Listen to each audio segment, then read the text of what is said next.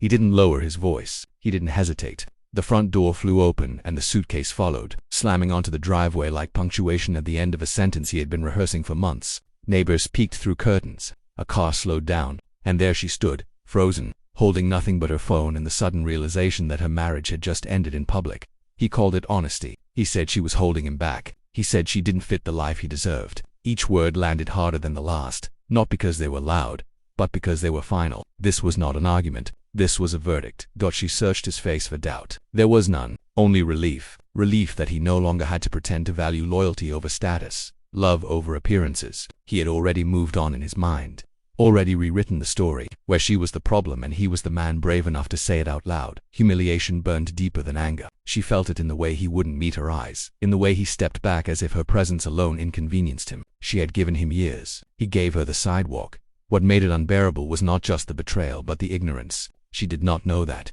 at that exact moment, documents were sitting in a law office downtown with her name printed in ink so dark it could not be erased. She did not know that a fortune measured in 9 digits had already changed ownership. She did not know that power had quietly shifted. The world narrowed to concrete under her feet, and the echo of his certainty, a certainty built on money, image, and the cruel belief that worth is something you marry into rather than carry within yourself. He never questioned his own emptiness, so she picked up the suitcase. Not because she agreed with him, but because dignity was the only thing he hadn't taken yet. As she walked away, he felt victorious, confident, certain, but what he didn't know was already written into a will sealed months earlier. The woman he called replaceable had built her life on staying. She believed in fixing what cracked, in choosing patience when it would have been easier to walk away, long before the shouting and the cold silences. She was the one who adjusted her dreams to fit his ambitions, the one who learned to shrink so his confidence could fill the room. She worked, she cooked, she listened. When money was tight, she reassured him. When his temper flared, she softened herself into quiet. Friends mistook her silence for weakness,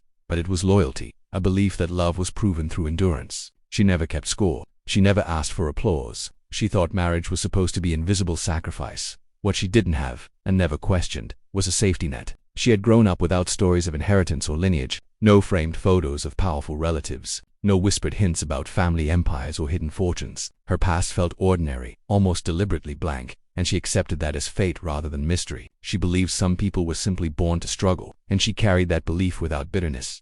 Meanwhile, his contempt grew comfortably. The more she gave, the less he respected it. He began measuring her value against what she could display rather than who she was. She wasn't ambitious enough. She didn't look the part. She didn't elevate him. In his mind, love became a transaction, and she was no longer a profitable investment. He started talking about potential in rooms she wasn't invited into, about leveling up, about how some people were meant to stay behind while others moved forward. Each time she tried to reach him, he pulled further away, convinced that success required shedding anything that reminded him of his own insecurity. Still, she stayed, not because she was afraid, but because she believed commitment was sacred. She believed dignity meant consistency. She believed that character mattered more than appearance, and that truth would eventually speak for itself. To him, her steadiness looked like stagnation. He mistook emotional labor for lack of ambition and empathy for dependence. He never asked where her calm came from, or how much strength it took to keep choosing peace in a relationship slowly turning hostile. In private, he framed her patience as failure, telling himself a different partner would unlock the life he felt entitled to. He rewrote history, convincing himself she contributed nothing while benefiting from everything. This quiet erasure made his decision feel justified, even noble. By the time he pushed her out the door, he believed he was escaping mediocrity, unaware he was abandoning the very qualities money could never purchase. That blindness would soon become the most expensive mistake of his life, and it was already unfolding beyond his control entirely. She didn't know the truth was already moving toward her, quietly and legally, carried in envelopes she had never seen. She didn't know that her life story had been incomplete by design, and while she was packing away disappointment and calling it resilience, the man who would soon regret everything was already planning his upgrade. He learned early that admiration followed appearance, not integrity. Compliments came easier when he talked about money, connections, and what he planned to buy next. Somewhere along the way, success stopped being a goal and became a costume he wore to feel important. Love, to him, was valuable only if it reflected well on him. He measured life in optics, where they lived, who noticed him, how his partner looked beside him in public. He scrolled endlessly through images of lifestyles curated to provoke envy, telling himself that he deserved more. That settling was a form of failure. Every achievement felt hollow unless it was visible, unless someone else felt smaller because of it. At home, his language shifted. Appreciation disappeared and was replaced with audits. What do you contribute? What do you bring? What do people see when they look at us? He stopped asking how she felt and started evaluating how she performed. Her humanity slowly became an inconvenience, something to manage rather than respect. Friends reinforced it. They joked about upgrading partners the way they upgraded cars. They praised ambition without asking who paid the emotional cost. In rooms filled with laughter and clinking glasses, cruelty passed as confidence. No one challenged him. In fact, they applauded his restlessness, calling it hunger, calling it drive. Society played along. Promotions went to the loudest voice. Attention went to the most polished image. He learned that empathy never went viral, but dominance often did. The more he leaned into entitlement, the more doors opened. He mistook access for worth and mistook power for virtue. With her, his detachment became methodical. He spoke about her in the third person while she sat beside him. He dismissed her concerns as negativity. When she expressed hurt, he accused her of being dramatic. Subtle contempt turned into open disrespect, masked as honesty. He convinced himself that cruelty was clarity. He never considered that his version of success required someone else to shrink. He never questioned why his confidence depended on comparison. He only knew that he felt bigger when she felt smaller, and that feeling became addictive. It numbed his empathy and sharpened his entitlement, making him believe superiority was something he had earned. By the time he decided to push her out, he had already erased her from his future. In his mind, she was a lesson, not a loss. He believed he was walking toward something better, something shinier, something that finally matched his self-image. He mistook momentum for morality and applause for truth, never pausing to question himself. He did not know that the world was already rearranging itself without his permission. He did not know that while he rehearsed speeches about independence and growth, a single phone call was traveling toward her, quietly rewriting everything. Then came the phone call that changed her life, one he would never hear forever. She was sitting on the edge of a borrowed bed when the phone rang, the kind of ring that feels heavier than sound. The voice on the other end did not ask how she was doing. It asked if she was alone. That was the first sign this call was not about condolences alone, but about something larger, something buried. They told her a man had passed away, a name she recognized only faintly, like a word heard once in childhood and never explained. They said he was her biological parent. The room seemed to tilt. Her first response was confusion, not grief. She had learned long ago not to expect origins, not to ask questions that might never be answered. That the voice continued, careful and precise. The man was private, powerful. He had lived behind layers of companies and discretion. He had watched from a distance. He had made arrangements. None of it sounded real. It sounded like a mistake, like someone dialing the wrong number and accidentally handing her a story meant for someone else. She asked the only honest question she could form: why now? The answer came slowly: because he was gone. Because secrets only survive while people are alive to keep them. Because the truth had been sealed until the moment it could no longer hurt him. Grief arrived late, tangled with disbelief. She did not cry for a relationship she never had. She cried for the silence, for the years of absence framed as protection. There was no joy in learning she had been hidden. There was only the weight of realizing how much of her life had been lived without context. They asked her to come in. A meeting, a law office, identification. She nearly laughed at the absurdity of it. Her life had just been dismantled, and now strangers wanted paperwork. Still, something in the tone told her this was not optional. This was not a scam. This was crevity. The office was quiet in the way money demands quiet. No clutter, no explanations offered freely. Documents were placed in front of her, each page heavier than the last. Names of companies, holdings, accounts she could not pronounce, trusts dated decades earlier, everything written in language designed to be unquestionable. She kept waiting for the punchline, for someone to say there had been an error. Instead, they explained who he was in fragments. A man who built an empire without ever attaching his name to it. A man who believed distance was kindness. A man who decided observation was safer than involvement. Then came the number, introduced gently, as if softness could make it less unreal. 200 million. Assets, not cash. A lifetime condensed into figures that refused to feel personal. She did not react the way they expected. There was no gasp, no smile, only silence. Thick and unmoving. They told her the will had been sealed months earlier. Final, uncontestable, prepared with intention. They told her she had inherited everything, not because of blood alone, but because of character, because he had watched who she became without help. She signed where they pointed, hand steady, heart distant, the room blurred at the edges. This was not a gift, it was a reckoning, a truth arriving too late to fix the past, but powerful enough to redraw the future. She stepped back outside, carrying nothing new except knowledge, the most dangerous inheritance of all. But before she could even process the truth, her marriage ended violently. The collision of truth and betrayal was seconds away. Unstoppable, irreversible, and more brutal. He did not ask questions. He did not listen. By the time she tried to explain that she had just come from a law office, that something unimaginable had happened, his mind was already sealed shut. To him, explanations were excuses, and excuses were weakness. He had rehearsed this moment too many times to allow facts to interfere. His anger filled the house like smoke. He accused her of failure, of embarrassment, of dragging him down. Each word was sharpened by weeks of quiet resentment, released all at once. He told her she was dead weight. He told her he deserved more. He told her to leave as if he were granting mercy rather than inflicting cruelty. When she hesitated, still trying to understand how grief and betrayal had collided so violently, he grabbed the nearest suitcase and began throwing her life into it without care. Clothes tangled together, personal items crushed under shoes, years reduced to chaos. The sound of the zipper closing felt louder than his voice. The door opened. Night air rushed in. So did witnesses. Neighbors glanced over fences. Someone pretended not to stare. Someone else stared openly. Judgment hung in the air, unspoken but heavy. Public humiliation completed what private contempt had started. He stood in the doorway like a man who believed power came from volume. He wanted her to beg. He wanted her to shatter. He wanted confirmation that she needed him more than he needed her. Instead, she remained still. Her silence unsettled him more than tears ever could. He told himself this was necessary, that cutting her loose was an act of courage, that people would understand. In his version of events, he was decisive, honest, finally choosing himself. He did not notice how quickly righteousness turns into cruelty when no one pushes back. She looked around the home she once tried to protect, the walls that absorbed arguments, the kitchen where she made meals no one thanked her for, the bedroom where she had convinced herself distance was temporary. None of it asked her to stay. So she picked up the suitcase, not dramatically, not defiantly, simply because there was nothing left to explain. Her restraint was not surrender, it was control. In that moment, dignity mattered more than being understood. As she walked down the driveway, whispers followed her. Assumptions filled the silence. People always decide who is guilty when they see a woman leave at night with her belongings. He watched from the doorway, satisfied. He believed the narrative had ended in his favor. He closed the door with the certainty of a man who thinks he has one. He imagined freedom, new possibilities, a cleaner future without emotional inconvenience. He did not question why relief came so easily. He did not consider what it meant to discard loyalty so quickly. She stood alone on the sidewalk, the weight of the day finally settling in. A parent she never knew was gone. A marriage she believed in was over. Everything familiar had collapsed within hours. Still, she did not break. She breathed. She grounded herself in the simple act of standing. What he saw as weakness was restraint forged through years of endurance. What he dismissed as nothing was actually everything he could never understand. He believed power was something you take. She knew power was something you keep.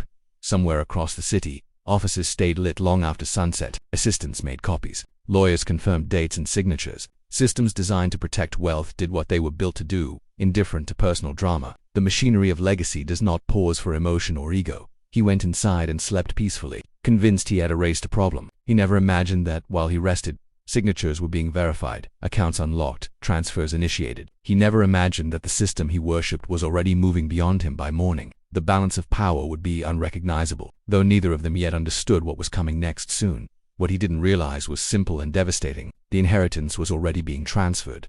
The room did not celebrate her arrival. It studied her. The lawyers sat straighter than before, voices quieter, movements deliberate, as if respect had arrived ahead of her. A folder rested at the center of the table, thicker than any document she had ever signed, its weight symbolic long before it was physical. They did not rush. They explained who he had been without drama, outlining decades of quiet accumulation, businesses built behind curtains, influence exercised without headlines, the power that never needed applause. Each sentence dismantled the idea that wealth always announces itself. This fortune had learned how to disappear. Then they explained why she was there. The will was unambiguous. No riddles, no sentimental speeches, just clarity. He had written that blood alone was insufficient. Character mattered. He had watched from a distance, measuring restraint, integrity, and how she treated people when nothing was promised in return. He had seen her stay loyal when it cost her. He had seen her leave without cruelty when it would have been justified. That was the qualification. The number came again, slower this time, spoken without emphasis. $200 million in combined assets, trusts, and holdings. No shared beneficiaries, no hidden heirs, no charity carve-outs designed to soften the blow. Everything transferred to her, clean.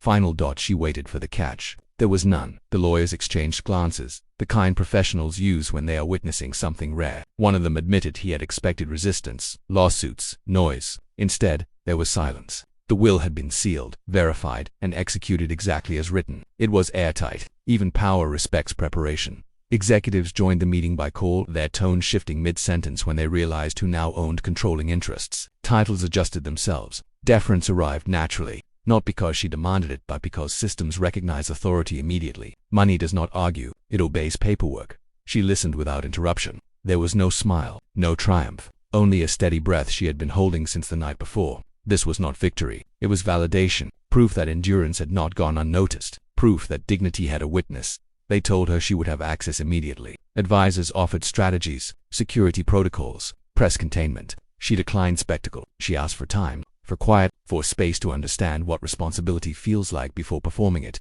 No one objected as she stood to leave. One lawyer said something softly, almost to himself. He said the man had been right, that character survives isolation, that humility scales. She nodded, not because she needed agreement, but because it felt true.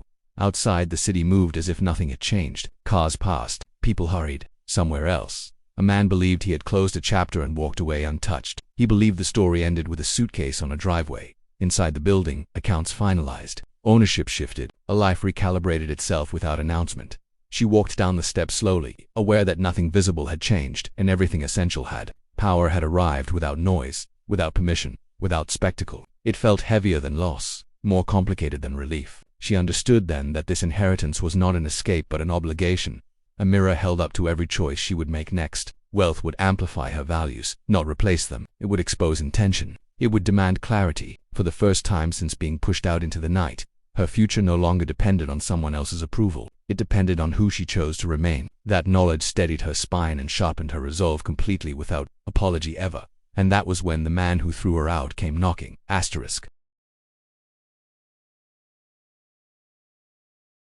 He found out the way men like him always do, through whispers he could not control. A call returned to slowly, a meeting cancelled without explanation, a name spoken carefully in a room that suddenly went quiet. At first, he dismissed it as coincidence. Then the confirmation arrived, undeniable and humiliating in its precision. Her name, attached to numbers he could barely process. Ownership he never imagined. Authority he had spent his life chasing and never earned. Panic replaced arrogance. He replayed the night he threw her out, searching for a version of himself that looked reasonable. He convinced himself it had been a misunderstanding, a stressful moment, something that could be reframed if spoken gently enough. He told himself she would understand once emotions settled.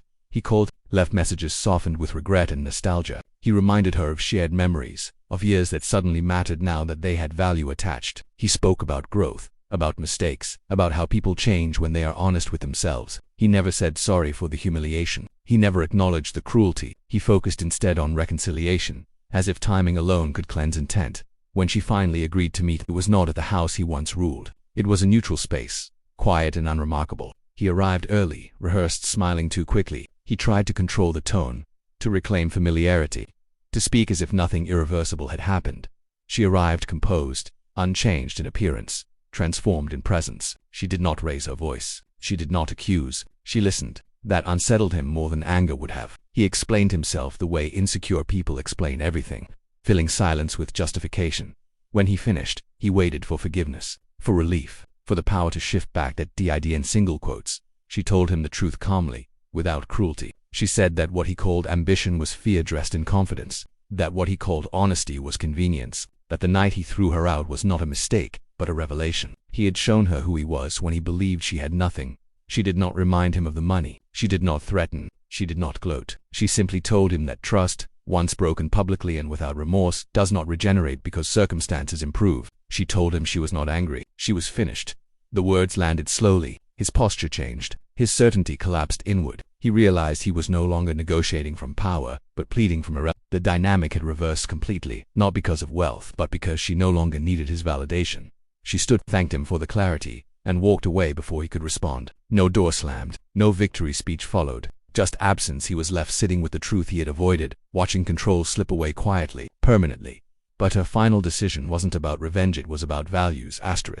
She woke the next morning in a space she could finally call her own, but the view outside had not changed. The streets, the passing cars, the hum of life. It was the same city, but her place in it was completely transformed. The difference was not the money. It was the understanding that nothing external could define her worth. Everything she had endured, every choice to remain patient, loyal, and dignified, had built a foundation far stronger than any fortune. Her days became intentional. She invested in causes she believed in, supporting communities overlooked by systems obsessed with appearances. She met people whose dreams were bigger than their circumstances, and she lifted them with the same quiet strength that had once carried her through betrayal. Her wealth amplified her values rather than her ego, a tool for purpose rather than display. The man who had thrown her out vanished into irrelevance. a fading echo of entitlement. He tried briefly to reconnect, to reclaim status that had always been a performance, but she did not answer his calls. He was a shadow, a reminder that power built on fear and arrogance does not endure. Influence that relies on manipulation collapses quietly when confronted with integrity. She realized that character is the currency no one can seize. No inheritance can buy. Respect is earned, dignity maintained, and loyalty demonstrated, not assumed. Money can multiply influence, but it cannot replicate the quiet authority of someone who has lived true to themselves when no one was watching. Her legacy, she understood, would not be in headlines or portfolios, but in the lives she touched and the values she carried forward. Standing in her new office, looking out at the city, she allowed herself a moment to breathe. There was no rush, no need to prove anything. The world could continue in chaos and spectacle while she moved steadily, purposefully, unaffected. The lessons of betrayal and fortune were clear. Those who measure life by acquisition miss the reality that wealth only reveals who you already are. He thought money made people valuable. She proved that value comes first and money simply follows.